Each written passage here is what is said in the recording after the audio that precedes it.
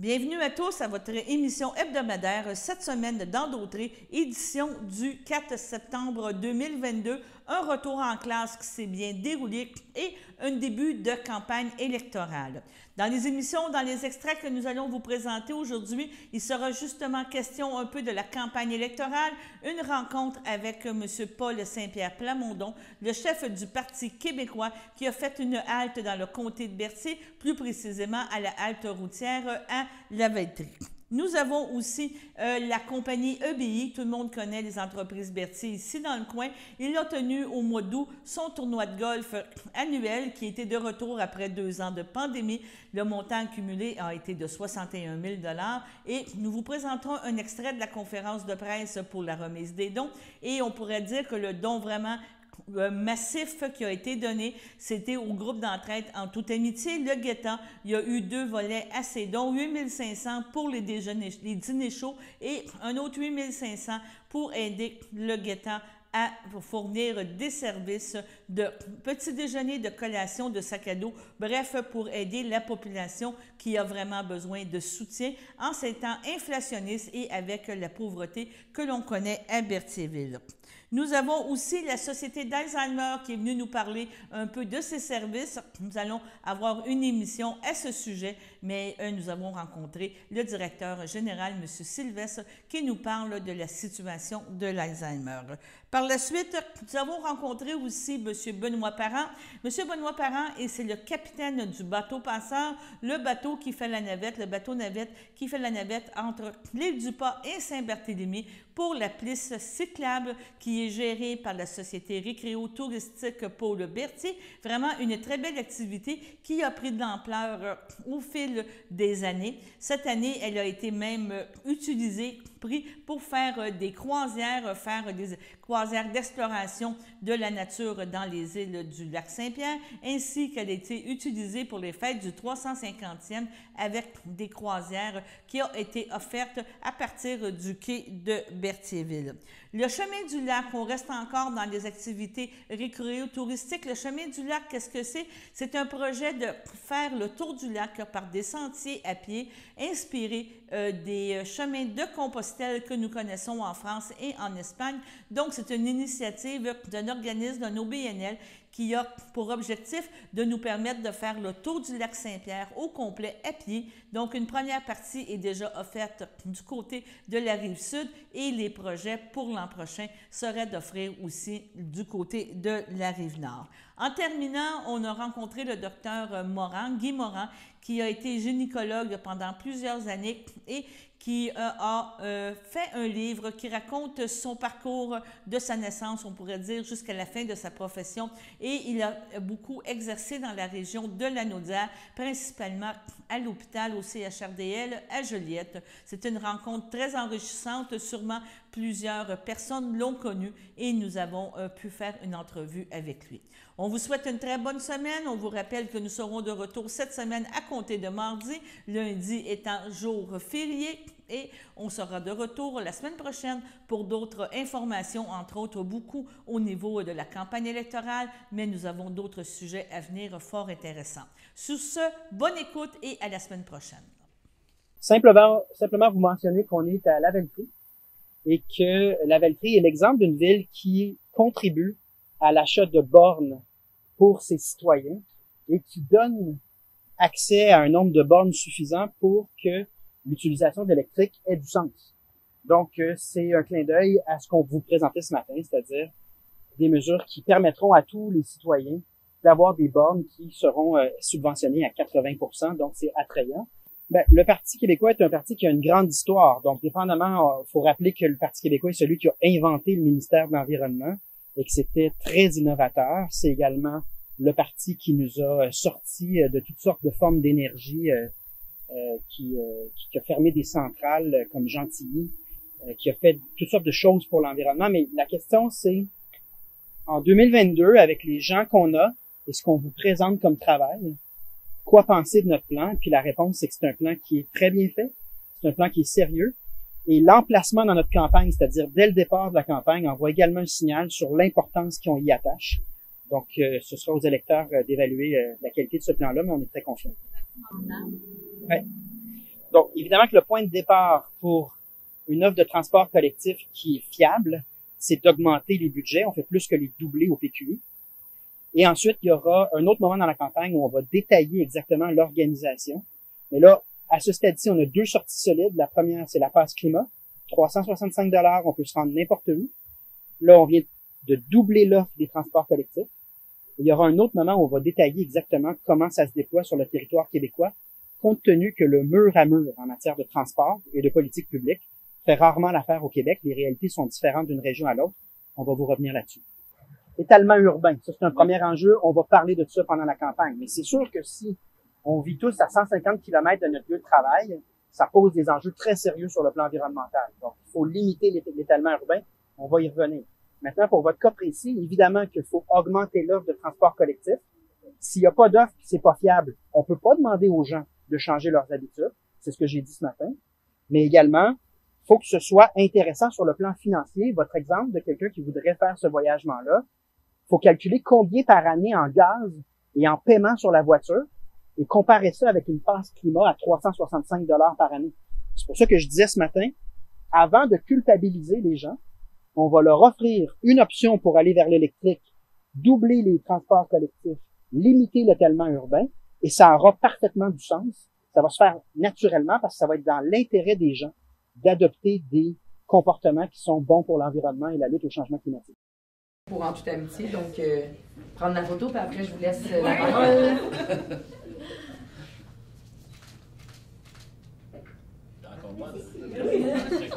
Champion. Fait que là, c'est ça. Déjeuner, collation, sac à dos.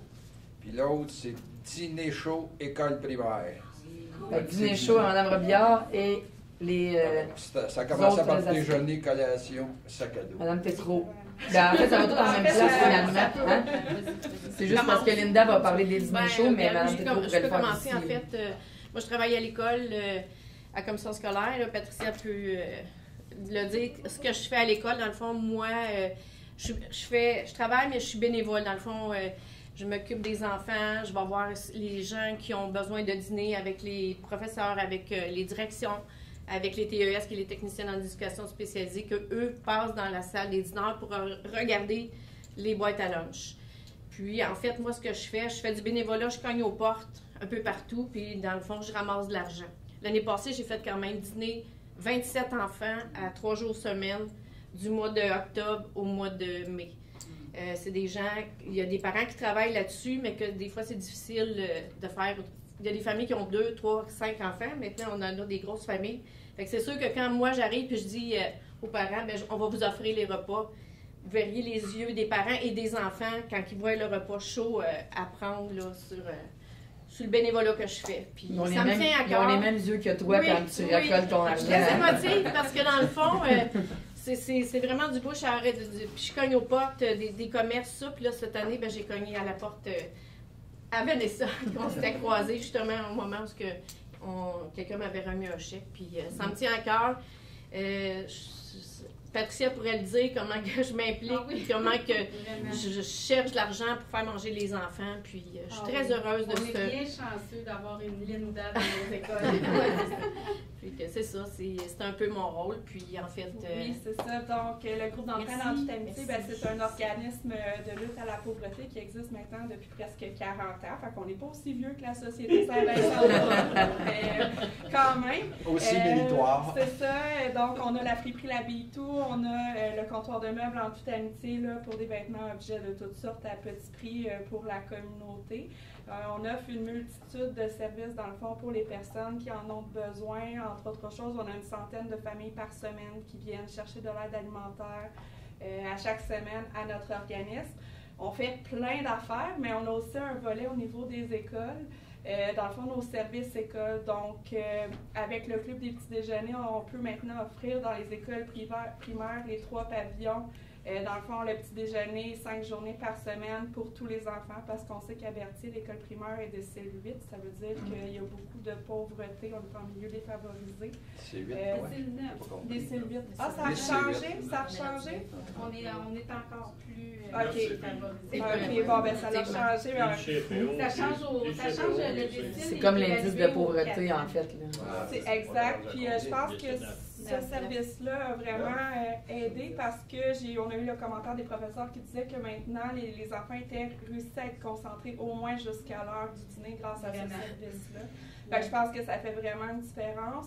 Également, on est présent au niveau de Pierre de Lestage avec nos collations école, fruits, légumes, au moins une fois par jour pour tous les enfants. Donc, 790 élèves l'année dernière qui avaient. Tout ça, c'est préparé dans les cuisines du groupe d'entraîne en toute amitié, puis on les livre dans les écoles. Donc, on travaille vraiment fort à ce moment-là. L'année dernière, c'est presque 1500 repas le dîner là, qui a été, dans le fond, payé pour les enfants là, qui en avaient besoin. Donc, on travaille fort. On a Opération Sac à dos aussi, qu'on travaille en collaboration avec la Société Saint-Vincent-de-Paul. Dans le fond, l'année dernière, on avait eu 47 sacs à dos qu'on avait fait là, avec le matériel scolaire pour les enfants qui en avaient besoin. Je dirais que les besoins, présentement, ils sont grandissants. Donc, on a besoin de la communauté de BI, des partenariats dans la communauté là, pour réussir à essayer de répondre au plus de besoins possibles, idéalement à tous les besoins là, pour la communauté, pour les enfants. Je dirais que l'augmentation du coût de la vie, l'inflation, c'est très, très difficile pour les familles actuellement. On a eu beaucoup plus de demandes cette année que l'année dernière. Donc, ouais, des grands besoins, là, encore une fois, là, dans la communauté. Mais je pense que ça a été démontré aussi que quand ils ont faim, ça va moins bien pour aller à l'école. Tu dis qu'il y a une meilleure concentration jusqu'à midi. Oui. Par rapport à qui ont pris un bon déjeuner, c'est ça. Tout à fait. Fait que, tu sais, on est dans les besoins de base là, quand on parle d'alimentation. Si tu arrives à l'école le ventre vide, ben écoute, tu n'apprendras pas. C'est ça qui va arriver. Ton ventre va gargouiller pas mal. La concentration ne sera pas là. Puis c'est ça, on n'est pas dans des meilleures conditions pour l'apprentissage des enfants. Tu sais, ces enfants-là, c'est pas de leur faute, là, ils sont nés. Il ne faut pas oublier aussi que vous nous donnez beaucoup de coups de pouce là, pour les effets scolaires. Dans le fond, l'organisme donne, mettons, les produits qu'on a besoin, les crayons, les effaces, les cols, tout ça.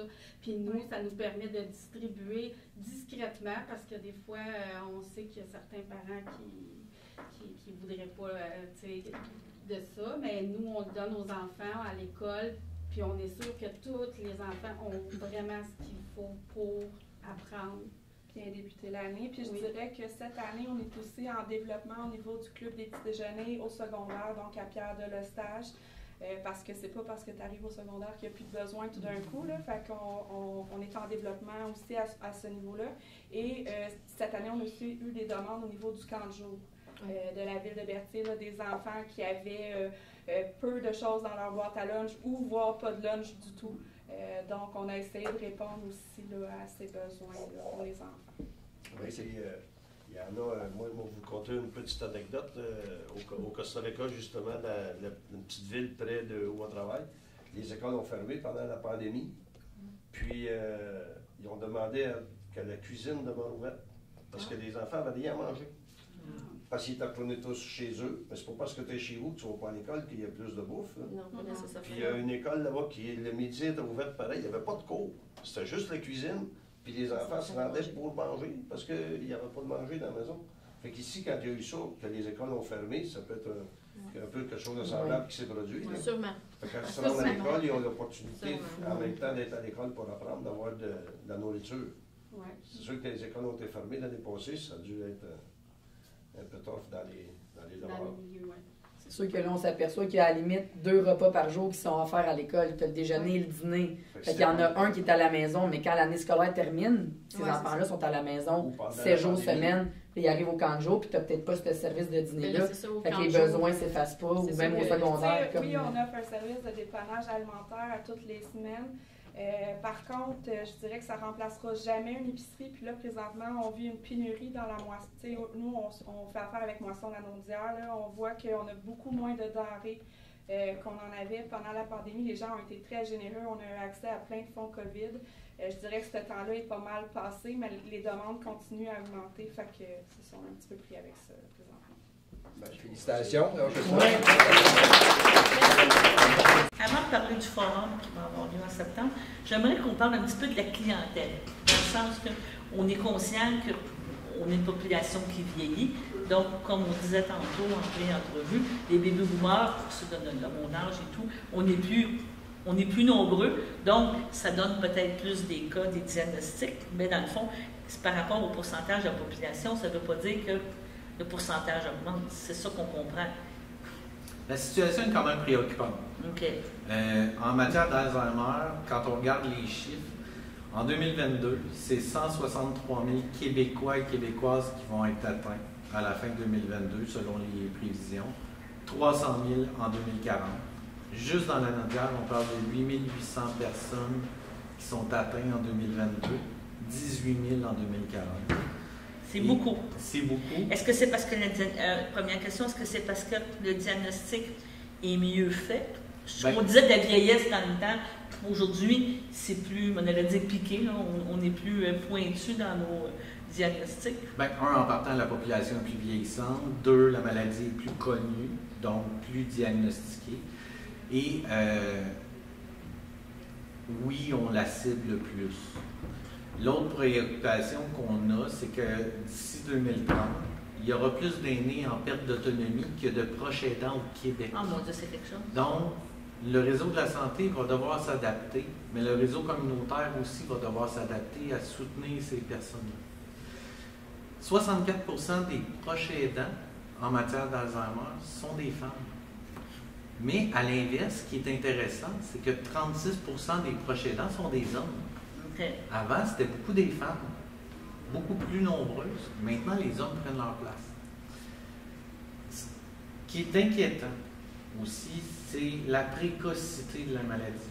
Ouais. On a de plus en plus de personnes atteintes de la maladie précoce. C'est quoi la maladie précoce? Beaucoup de gens ont ce qu'on appelle la maladie tardive ou sporadique. Donc, c'est les gens qui ont 65 ans et plus, qui ont le diagnostic, puis qui peuvent vivre avec la maladie pendant des années et des années et des années. Parce qu'il faut toujours parler, quand on parle de maladie, vous êtes d'accord avec moi, c'est pas nécessairement la personne qui est assise sur la chaise, qui ne bouge plus, puis qui ne reconnaît plus personne. Il y a différents stades. Là. Tu peux vraiment pas toujours se rendre à ce stade-là, mais tu peux être reconnu pareil Alzheimer parce qu'il y a d'autres pertes là, que tu as acquis. Tout à fait. Il y a 7 stades à la maladie, puis c'est pas tout le monde qui va atteindre les 7 stades. Et je pourrais avoir les 5 jumelles Dionne devant moi, puis il n'y en a pas une qui va évoluer de la même façon. Sauf que la précocité, ça fait peur. La précocité, ça fait peur, parce que c'est les gens qui ont moins de 65 ans qui ont un diagnostic. Et c'est une espérance de vie de 5 à 8 ans. Et elle peut être génétique. Okay. Est-ce que c'est fulgurant? Parce que quand c'est précoce, c'est plus fulgurant? De 5 à 8 ans, ça fait trop comme question, là, mais... Je vais vous donner l'exemple que je donne à tout le monde. Un aîné qui se blesse, qui a une coupure, va guérir lentement, oui, parce que les cellules se régénèrent plus lentement. Le métabolisme. Un jeune qui a 39 ans, qui se coupe, va guérir plus vite parce que les cellules se reforment plus vite. Si les cellules saines se reproduisent plus vite, les mauvaises cellules se reproduisent plus vite également. Okay, donc la maladie prend plus d'espace, se forme plus vite. Donc on a des gens de 32, 39, 40, 45, 50, 55 ans qui ont la maladie.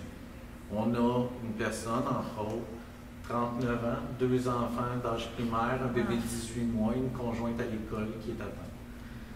Que donc, ça doit être la panique, là. Je veux dire le mot, là, mais c'est ça, là. Il vous pour ces gens-là, c'est la panique. Ça défait un parce avenir. Que tu sais vers quoi tu es conscient. Oui. Là, je pense que c'est ça défait un avenir pour ce couple-là. Et la question qui vient avec, c'est est-ce que mes enfants vont l'avoir? Oui, je comprends. Et là-dessus, je me permettre un commentaire. Appelez-nous. Parce que il y a un test qui existe aux États-Unis qui ressemble un peu au test COVID. Oui. Hein? On commence à être habitué de se passer un Q-tip dans le nez, dans la bouche, puis de le mettre dans la fiole, puis de l'envoyer. Faites pas ça. Ne faites pas ça parce qu'il vous envoie un résultat qui dit que vous avez 80% de chance de l'avoir. Non, c'est la panique, là. Puis aux États-Unis, ça a fait ça, puis ça a amené une vague de suicides. Oh mon Dieu. Ne faites pas ça. Appelez-nous. Nous, on vous inscrit à des protocoles. OK. Et vous êtes accompagné par des travailleurs sociaux, des médecins, des infirmières qui vont faire le test avec vous et qui vont vous accompagner tout au long de la démarche. Du processus. Du processus. Donc, si vous ne l'avez pas, vous êtes accompagné. Mais si vous l'avez, vous êtes accompagné aussi à travers tout ça. Parce que ça reste un deuil, ça reste des inquiétudes, ça reste des « qu'est-ce qu'on fait ?» Je suis en compagnie de Benoît Parent, le capitaine, on pourrait dire, du bateau passeur, la traverse des îles. Benoît, bonjour. Bonjour. La saison s'achève, ça termine avec la fête du travail, c'est bien ça? Malheureusement, oui. D'accord. Une belle été, beaucoup de clients, beaucoup d'activités. Beaucoup de passagers et énormément d'activités, surtout avec les fêtes du 350e anniversaire de Berthierville. Ça a été bien agréable de faire des croisières de soir pendant 3 heures de temps, aller se promener dans les îles de Berthier. Il y en a qui appellent ça les îles de Sorel, mais en tout cas, ça dépend de quel côté on est chauvin. Mais c'est les îles de Berthier. Il y en a plus du côté de Berthier que Sorel. Gars, je vais approuver avec toi. La clientèle cette année, beaucoup de vélos, mais beaucoup de gens aussi qui viennent vivre l'expérience d'aller sur le fleuve, de découvrir, comme tu dis, les croisières, mais ici aussi quand même, beaucoup de gens... Oui, même après et avant aussi, le 350e de Berthier, oui, on recevait beaucoup de réservations pour des croisières spéciales, justement, pour les amener durant 2 heures ou 3 heures dans les îles. C'est magnifique. Hein? C'est toute beauté. C'est un plan d'eau que j'adore. Que j'adorais dans les années 75 quand je venais ici avec mon monstre de 38 pieds. Là, je venais passer mes fins de semaine dans le coin ici. J'adorais ça, puis ça n'a pas changé. Donc, mais ça n'a pas changé, mais ça a changé un petit peu. Là. Le niveau d'eau est plus bas. Tu as vu des changements?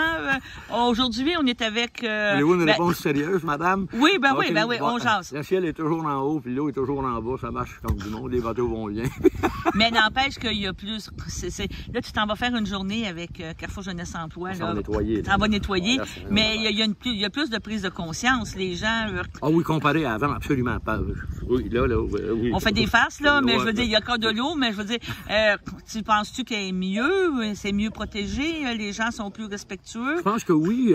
Souvent, on leur met ça sur le dos à des gens qui sont négligents, mais oui, il y a ça. Mais il y a aussi le fait aussi la crue des eaux, des fois, qui va faire que durant l'hiver, ça va tasser quelques affaires avec la glace, puis quand ça fond, ça se ramasse dans le fleuve, puis là, ça descend, puis ça arrive sur les berges.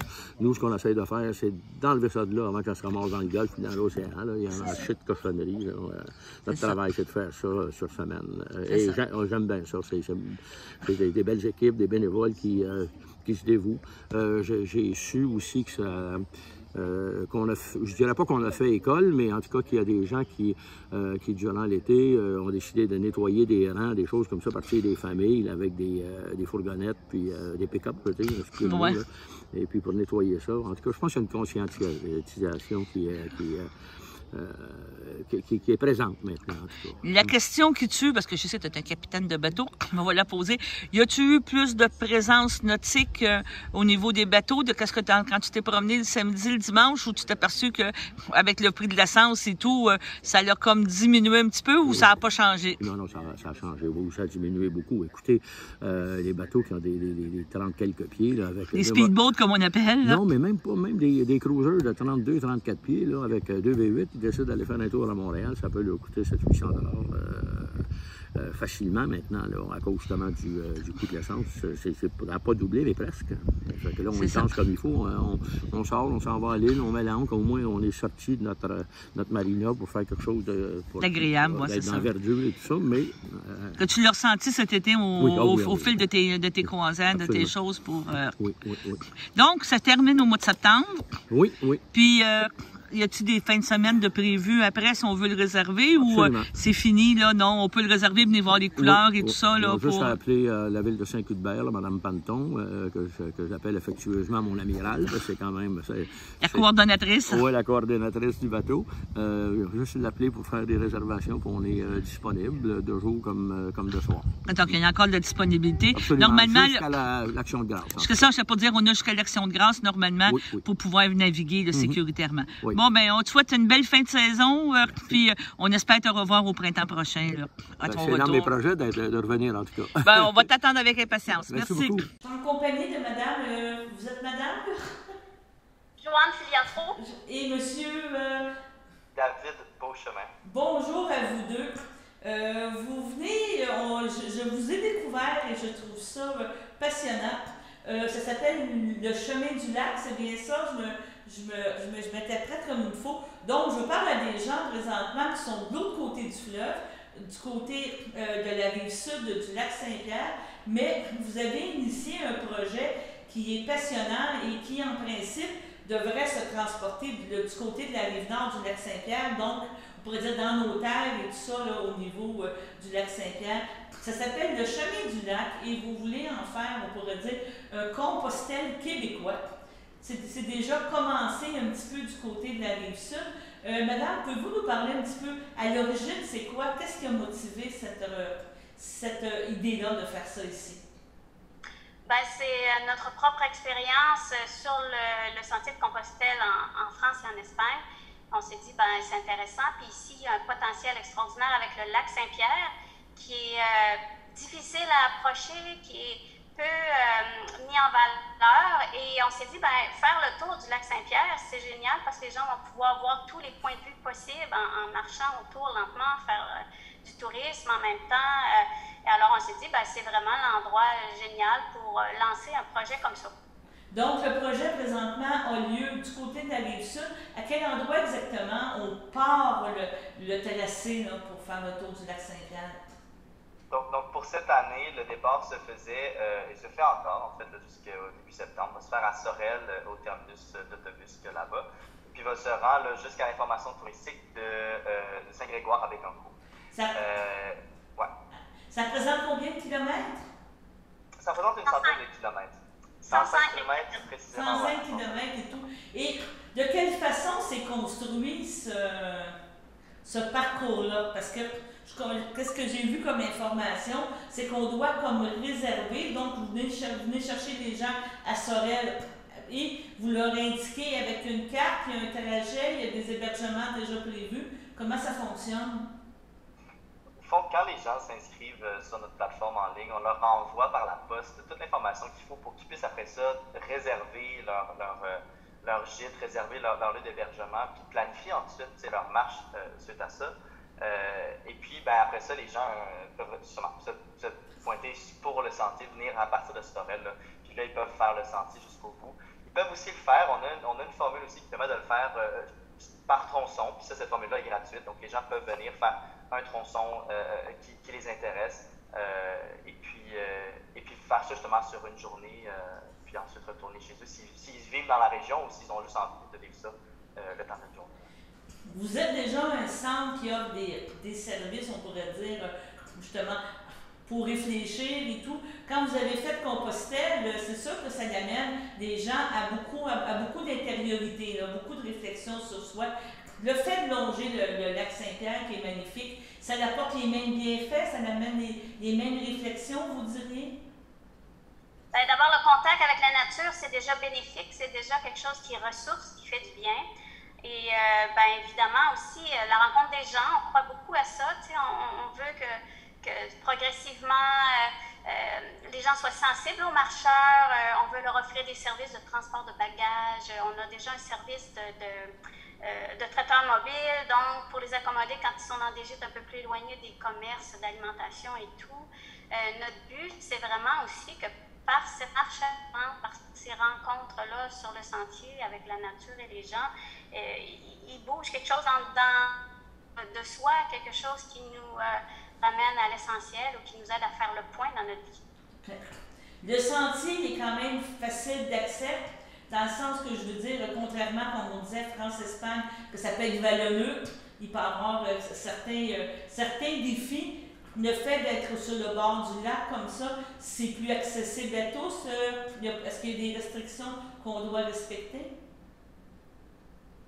Ben, c'est accessible à tous. Justement, on a fait des gîtes. On essaie qu'il y ait des gîtes à tous les 10-12 km pour que n'importe qui puisse marcher sans être un grand athlète ou un grand marcheur. Donc, vraiment des étapes courtes parce qu'on aimerait aussi accueillir des familles avec des enfants. Nous, on l'a vécu en famille avec des jeunes enfants de 5 à 12-15 ans. Fait que, c'est possible, c'est faisable et on pense que c'est une activité justement qui peut se faire pour tous. Puis bon, le grand défi dans les zones plus boisées ou plus près du lac, c'est beaucoup ludique. Alors il faut bien se protéger, mais le reste, effectivement, c'est pas un parcours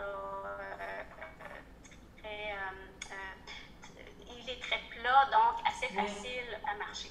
Est-ce que vous avez dû aménager par vous-même certains tronçons où tout était déjà comme disponible pour le trajet? Pour l'aménagement du sentier comme tel, il n'y avait vraiment pas beaucoup de travail, de mise à niveau à faire. Là. Je pense à un court tronçon là, de peut-être 300-400 mètres peut-être à faire là, dans un boisé. Le reste, on utilise vraiment des sentiers qui sont déjà existants, des routes, justement des rangs de campagne, des choses comme ça. On essaie d'utiliser le réseau qui est déjà existant. Déjà, pour deux raisons. Déjà parce que c'est plus simple d'un point de vue logistique, mais d'abord et avant tout parce qu'il faut savoir que le lac Saint-Pierre, c'est pas très facile de s'en approcher. Je dis souvent que c'est une ville assez timide. Puis on se rend compte quand même que souvent, les routes qui sont déjà existantes passent déjà au plus près du lac Saint-Pierre de toute manière. Donc, on utilise plus souvent qu'autrement ces lieux-là pour circuler. Ouais. L'accueil de la population s'est bien passé du côté de Sorel? Est-ce que les gens sont bien accueillis? Est-ce que les résidents ont bien accueilli ce projet-là? Ben oui, puis surtout que là, les marcheurs ont commencé à circuler cette année, puis ils nous témoignaient à la fin de semaine dernière. Deux marcheuses nous disaient, écoute, les gens, ils ont rencontré 3 groupes de personnes sur le chemin qui leur disaient, hey, vous venez de nous, vous venez de où, c'est quoi les sacs à dos? Puis ils voulaient savoir, puis ils étaient enchantés de savoir qu'il y avait ce projet-là parce qu'ils disaient, ben sur notre rang, il ne passe personne, puis là, tout d'un coup, vous êtes là, c'est sympathique, puis ils voulaient même offrir un banc pour s'asseoir ou de l'ombre chez eux. Il y a un bel accueil, effectivement, puis on pense que cette chose-là va se propager. Puis les gens vont voir l'intérêt aussi au niveau tout simplement aussi commercial des petites entreprises autour du lac qui vont profiter des retombées de ces visiteurs-là qui vont être attirés par le chemin du lac. On parle justement des retombées et tout. Là, maintenant, vous avez comme, je ne veux pas dire ambition, mais comme projet pour la suite, d'offrir vraiment le tour du lac, donc de venir de notre côté, de la Rive-Nord. Pouvez-vous nous parler un petit peu, ce serait quoi le trajet, qu'est-ce que vous proposeriez pour faire la boucle? Ben, en fait, c'est encore quelque chose qu'on est à l'étude. L'idée, c'est d'utiliser justement le plus possible des routes qui sont tranquilles. Essayer d'éviter le plus possible la grande circulation. C'est pour ça qu'on essaie d'éviter, entre autres, les routes à numéro. La 138 sur la Rive-Nord est une artère assez importante. Donc, on essaye de rester loin de ça. Pour ce qui est du chemin exact qui va être emprunté, c'est encore à déterminer. Je serai sur le terrain là, dans les prochaines semaines pour voir un peu là, ce qu'il y en est à ce niveau-là. Essayer de voir aussi, si possible, s'il y a des chantiers qui permettraient de passer sur des terrains privés avec l'accord, bien entendu, des propriétaires pour permettre aux gens de circuler là où c'est possible, en dehors des routes, justement. Donc, ça va être... ça, c'est une des étapes importantes à faire.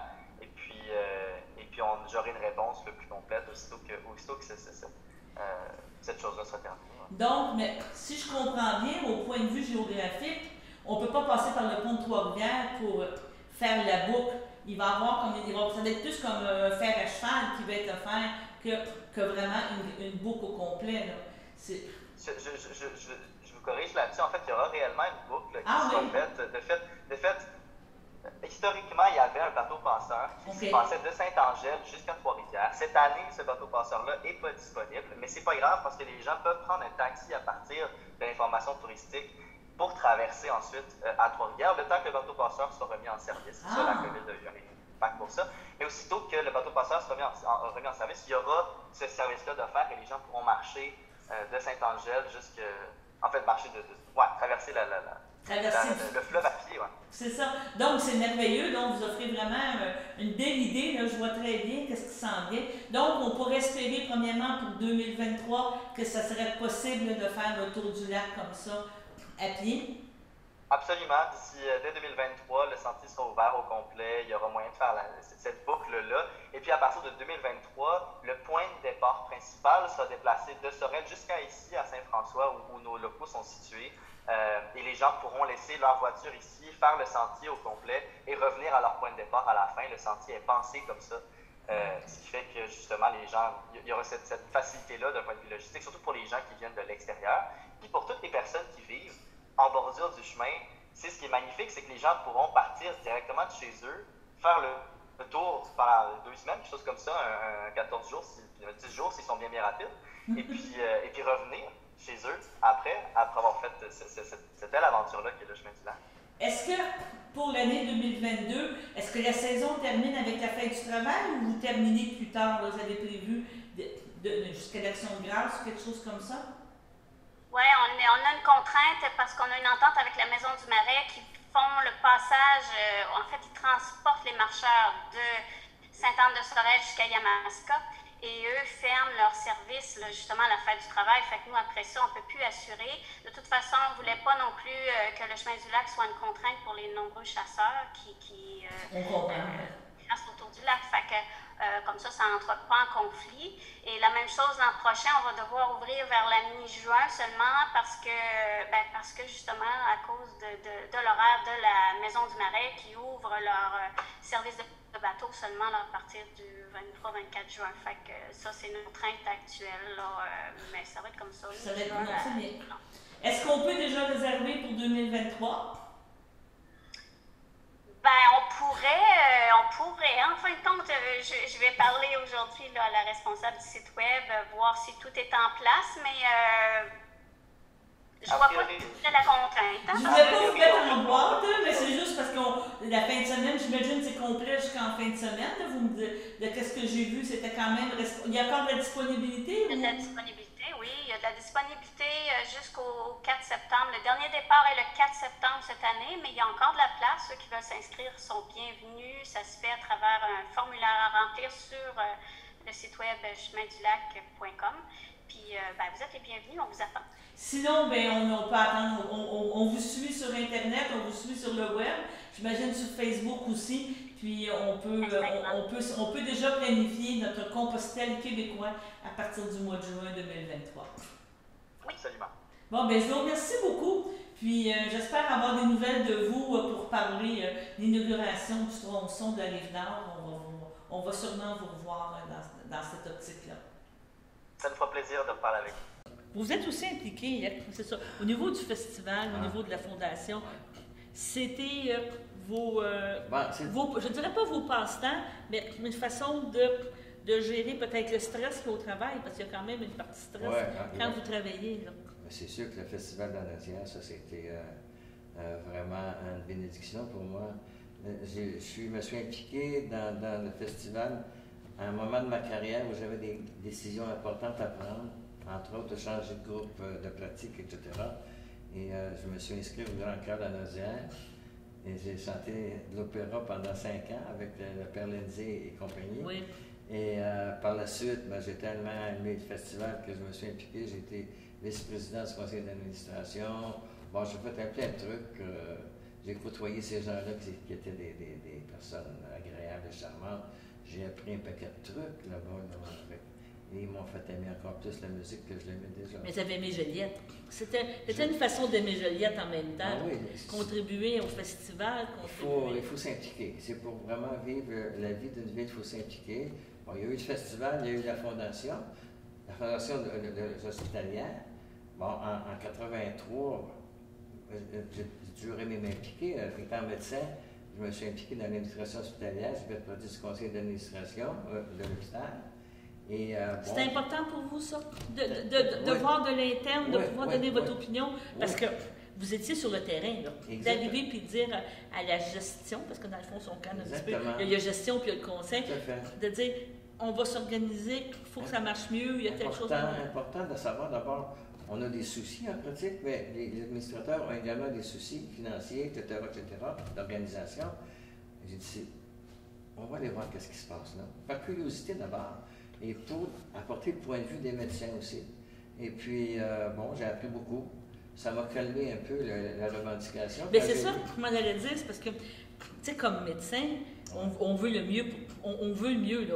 On veut pas se retrouver les culottes à terre, comme on pourrait dire, n'importe quoi. Mais quand on regarde aujourd'hui, vous devez dire, ça a besoin d'amour, là. Que ça soit, Joliette a besoin d'amour. Je ne sais pas, non, mais vous pouvez en parler vous êtes sorti complètement, mais on peut quand même parler que l'hôpital de Joliette dessert une très, très grande population. Une large population, c'est sûr. Puis elle a besoin d'amour, cet hôpital-là. On a besoin d'amour, on a besoin de se rapprocher des gens aussi. Il y a des pas qui se font actuellement, tranquillement. Il faut respecter d'abord le personnel. Je pense que il travaille fort. Je pense aux infirmières en particulier, aux aides infirmières, aux préposés aux bénéficiaires et tout, sont souvent un peu galvaudés, un peu charriés. Il faut faire attention. Si on veut que ces gens-là soient disposés à faire attention aux personnes qui soignent, qui sont beaucoup plus vulnérables qu'eux. Alors, il y a du chemin à faire encore un petit peu. Il faut se comprendre, il faut se parler. Et puis, je pense que la bonne volonté des deux côtés, ça s'en vient. Vous êtes impliqué dans la fondation, justement, du CHDL, et c'est une des raisons de votre livre qu'on arrive à ça. J'en parle un petit peu là-dedans, mais ça, c'est... J'étais sur le conseil d'administration où on a décidé de faire la fondation. Oui. Et bon, quand on a fait tous les arrangements pour donner vraiment la fondation, on m'a demandé si je voulais être le président du conseil d'administration. Pas capable de dire non à ça, alors malgré toutes les autres tâches que j'avais, j'ai dit OK, je connais rien de fondation, mais... On va l'embarquer, on va y aller. On va s'informer. On a travaillé fort les premières années, à les informer un peu partout comment ça fonctionnait, une fondation. Et puis, bon, on a parti ça. J'étais là 5 ans. Puis par la suite, j'ai cédé ma place. Puis je regarde aujourd'hui, la fondation, là, c'est rendu, on ramassé quelque chose comme 35 millions, je ne me rappelle plus. Mais vous avez fait le livre aussi, puis vous donnez des sous, hein, je crois. Exactement. Bon, d'abord, parlons-en du livre. Au début, c'était pas un livre que je faisais, là. C'était moi-même dans mon bureau en train d'écrire mes mémoires pour mes enfants. Oui, on fait tout le temps ça, hein, pour parce léguer. Bon, d'une part, j'ai été longtemps à cause de mon métier absent de la maison. Les enfants ne m'ont pas connu.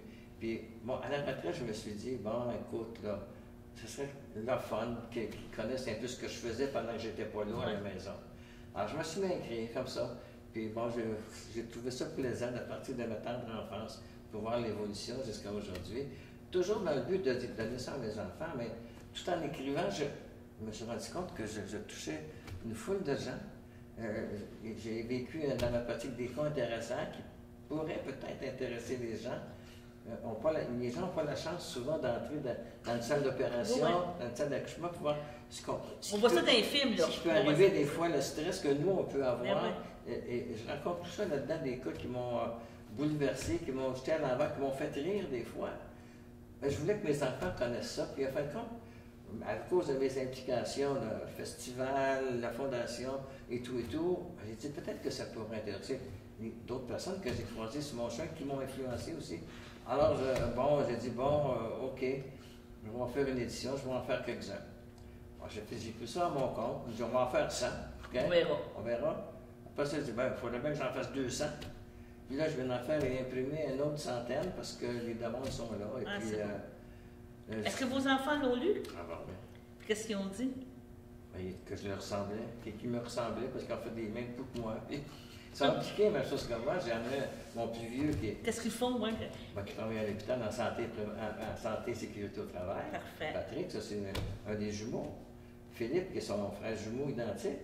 Lui, il est directeur général du camp, ex-camp Marcel, qui s'appelle maintenant la Havre familiale à Saint-Léonard. Oui, on est allé faire des tournages. Là. Alors, Philippe est directeur général là-bas. Ma grande fille qui est à Montréal, qui est auxiliaire en santé et services sociaux, services à domicile pour les patientes en perte d'autonomie, si tu veux. Oui, c'est bien. à Montréal. Puis mon plus jeune, mon bébé, qui est rendu à 43 ans. C'est plus un bébé, là. C'est plus un bébé, mais je l'appelle toujours mon bébé. Il est directeur technique à la Maison symphonique à Montréal. Ah oui, mais félicitations. Tous les domaines. Tous des domaines différents. Et que j'aime, que c'est la musique pour moi et tout ça, j'aime ça. Le domaine de la santé, j'en ai au moins 2 qui sont dans ce domaine-là. Pas trop déçu qu'il n'y en ait pas un qui soit docteur? Non, quand ils me regardaient aller, les enfants, là, ils se sont dit, non, moi je ne ferais jamais ça. Tu sais, je fais réveiller à 3 h du matin. Oui, il y avait des urgences, là, tu n'avais pas le choix, là, les gars. Ils me regardaient, ils revenaient découragés des fois. Là, puis... Mais ils l'ont lu, puis qu'est-ce qu'ils ont dit? J'ai eu le commentaire de Patrick qui trouve ça passionnant. Lui, quoi qu'il avait dit, il y a bien des affaires que je savais, mais il y en a pas des bonnes. Puis je me rends compte qu'on se ressemble pas mal. Ah, ben c'est bien. Que là, vous êtes rendu ça, donc le livre est disponible où si on veut l'avoir? Bon, là, actuellement, c'est moi qui en assure la distribution.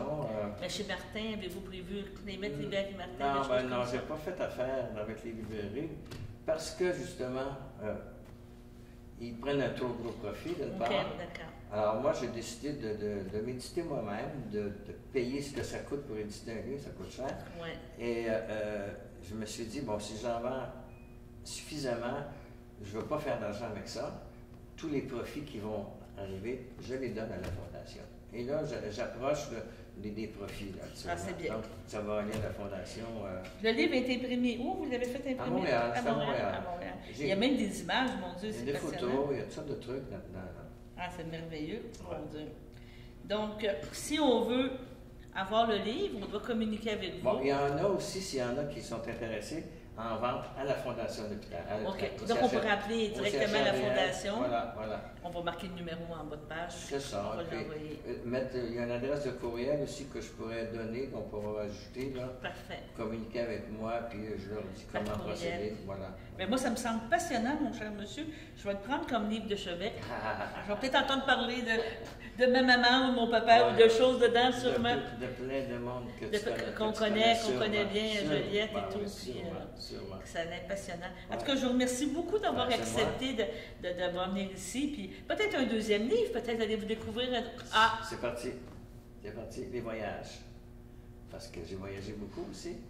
Alors, mon prochain truc, ça va être sur mes aventures de voyage.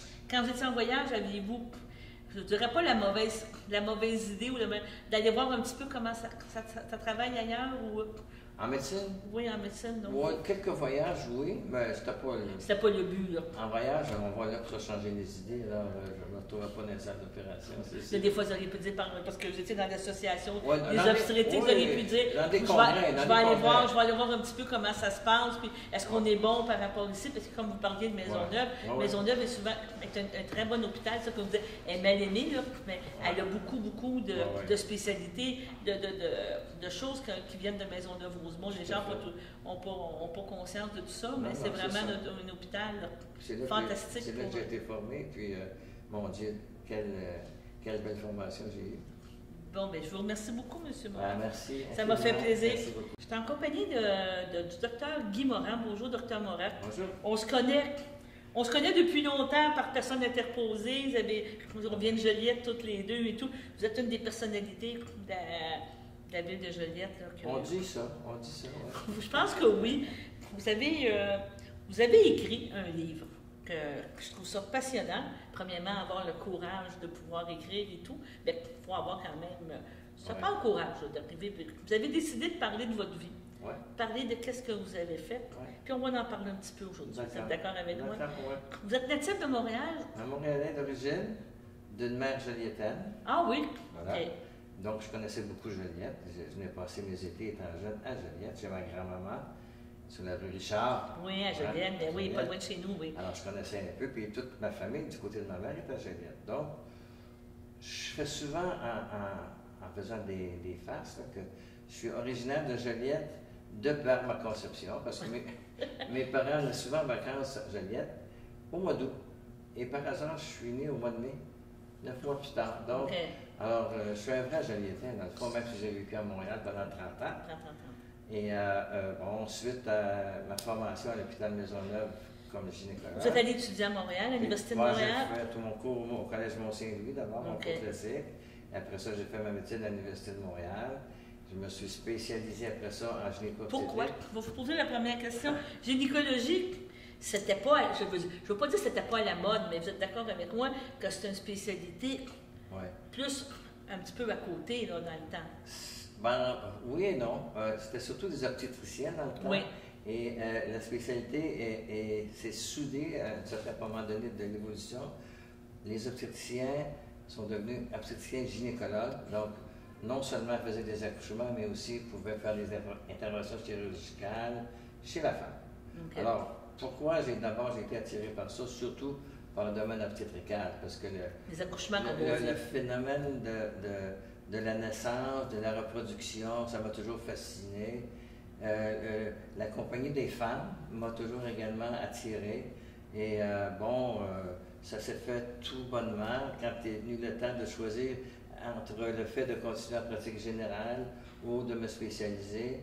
En pratique générale, je n'aurais pas été satisfait parce que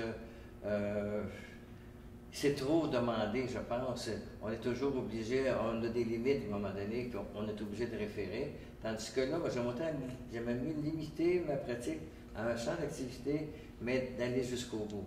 Alors, faire le diagnostic, faire le traitement, et voilà, et recevoir souvent les consultations des autres. Alors, c'est un peu ça. Mais tu es à la Maisonneuve-Rosemont faire... J'ai fait mes 4 années de spécialité à l'hôpital Maisonneuve. C'est un bel hôpital dans le temps. Encore aujourd'hui, là, mais... Ça a besoin d'un rafraîchissement, oui. Mais dans le temps, l'hôpital Maisonneuve était très réputé pour son obstétrique. Il y avait des grands professeurs qui étaient là. Et la plupart des résidents s'arrachaient les postes pour aller là. Ils étaient chanceux de pouvoir être acceptés là-bas. Et puis j'ai passé 4 merveilleuses années avec des ballons de j'en parle d'ailleurs dans mon livre parce que ça fait partie vraiment de ma formation et de tout. J'y retiens beaucoup de choses. Et là, vous êtes à Montréal, c'est ça que vous nous dites? Là, je suis à Montréal et puis j'ai décidé, on m'a offert à Maisonneuve de rester là, mais moyennant une année supplémentaire de surspécialité. On m'avait même trouvé un poste à McGill, à l'hôpital Jewish, pour aller me surspécialiser. Et là est arrivé à un moment donné un de mes anciens confrères que j'avais connu à Maisonneuve, Marcel Turcot, et qui est venu me rejoindre à Montréal pour me dire « Guy, on a besoin d'un autre gynécologue à Joliette, est-ce que tu viendrais? » Bénédiction, je connaissais Joliette avec toute ma parenté qui était ici. Je connaissais au moins 2 membres qui étaient déjà sur place, Dr. Wab et Dr. Turcot. J'avais travaillé avec eux à Maisonneuve. Et d'emblée, ça s'est décidé, je me suis amené à Joliette. Et puis, vous n'avez jamais regretté? Oh, au contraire. Je n'aurais pas voulu vivre à Montréal.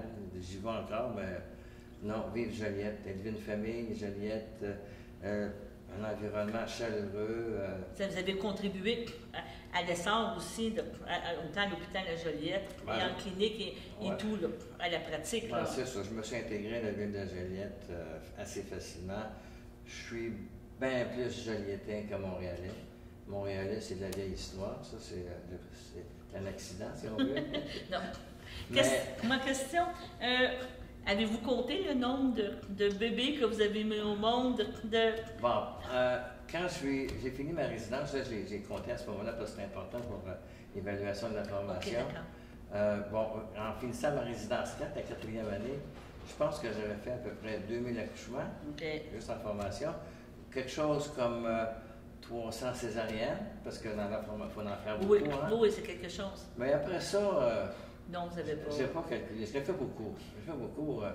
Si je me fie juste aux salutations que j'ai dans la rue, encore à l'occasion, par des mamans qui viennent me présenter leur fille. Alors, en disant, vous m'avez accouché, puis vous avez accouché deux générations, une génération, 2 générations? 2 générations. Oui, puis après, les générations, c'était assez. Là. Non, mais quand même, vous avez quand même contribué à l'essor de la population. Là. Une histoire en passant qui répond un peu à ça. Ma première patiente, quand j'ai commencé, c'était ma petite belle-sœur qui avait 20 ans, qui m'a demandé « Guy, veux-tu me suivre? » Je n'avais pas encore fini ma résidence, mais j'ai commencé à la suivre quelques mois avant d'être reçu patron. J'ai suivi sa grossesse, j'ai accouché de sa fille, qui est ma filleule. Et quand ma filleule est devenue enceinte, elle est venue me voir, mon oncle, est-ce que tu veux me suivre? J'ai suivi sa grossesse, j'ai accouché sa première. Il y a une anecdote autour de ça, mais ça serait un peu trop long. On lira, on va nous faire des raisons pour lire et tout ça. Trouvez-vous que la pratique a beaucoup évolué entre quand vous avez sorti et aujourd'hui? Aujourd'hui, on fait plus d'épidurale qu'on faisait avant. Oui, mais ça, c'est sûr qu'avec l'avancement de la technologie, ça a changé beaucoup. Nous, il fallait enfanter dans la douleur. Si tu n'avais pas eu mal, c'était comme pas d'accouchement. Les moyens étaient différents dans ce temps-là. La mentalité était différente aussi. Le médecin était le roi de la situation. On en arrivait à oublier qu'il y avait une femme qui était en train d'accoucher. Ça a changé, heureusement, ça a changé. La technologie, l'épidurale, les différents moyens pour soulager, c'est sûr. Les différents moyens de diagnostic aussi avec l'échographie, toutes ces choses-là. Les moyens de dépistage des maladies congénitales et tout, là. Alors, c'est sûr que la pratique a changé. La relation médecin-femme-patiente a également changé. C'est plus sur un pied d'égalité. On est là pour assister, non pas pour mener, pour diriger. En tout cas, à la fin de ma pratique, c'était ça. Quand j'ai commencé, l'échographie n'existait pas. Il n'y avait pas d'appareils spéciaux pour écouter le cœur du bébé. C'était avec nos oreilles. Il n'y avait pas de monitoring fœtal pour suivre le bien-être du bébé. Et ça a changé radicalement. Vous avez souvent sauvé des bons... Vous avez souvent aidé à sauver des enfants, des choses, aider à ça. Des enfants qui, autrement, seraient décédés autrefois, quand on n'avait pas ces méthodes. Ou avait des déficiences, peut-être, à la limite? Des choses qu'on ne pouvait pas dépister avant, On ne pouvait pas dépister. Bon, avec tout l'avancement de la science, c'est sûr que ça a fait progresser, puis la mortalité périnatale a diminué considérablement. Aujourd'hui, c'est exceptionnel, on en perd encore malheureusement, mais c'est exceptionnel comparativement à ce que c'était avant. Mortalité maternelle, c'est quasiment rendu à zéro aujourd'hui. Ça existait, là. Oui, des fièvres puerpérales, des hémorragies postpartum, des toxémies de la grossesse et tout. C'est quelque chose, hein, quand vous regardez l'évolution que vous avez connue. Tout à fait. Puis là, ça fait quand même quelques années que j'ai quitté la pratique, mais je suis persuadé que ça va encore évoluer. Ça fait environ une dizaine d'années que vous avez quitté? Plus que ça. Okay. La pratique active de garde à l'hôpital, ça fait 23 ans. Et la pratique en cabinet, ça fait 13 ans. Donc, j'ai fait les 10 dernières années de pratique. Ça s'est fait en consultation seulement à mon bureau. Raison pour laquelle souvent je référais de mes patients pour des opérations, des choses comme ça.